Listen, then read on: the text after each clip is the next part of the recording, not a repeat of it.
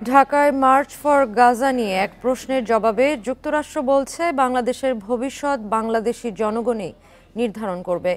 মার্কিন পররাষ্ট্র মন্ত্রণালয়ের মুখপাত্র ট্যামি ব্রুস বলেন, দেশটি নানামুখী চ্যালেঞ্জের মধ্য দিয়ে যাচ্ছে।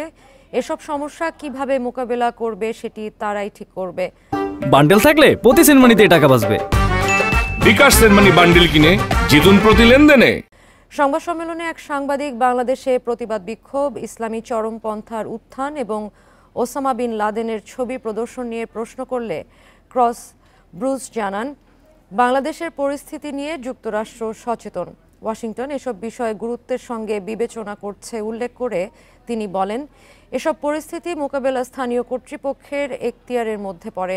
এ সময় ব্রিটিশ এমপি টিউলিপ সিদ্দিকের গ্রেপ্তারি পরোয়ানার বিষয়টিও উল্লেখ করেন তিনি। বলেন, পরোয়ানাটি বাংলাদেশের আদালত ইস্যু করেছে, তাই সেটি একটি স্থানীয় আইনের বিষয়।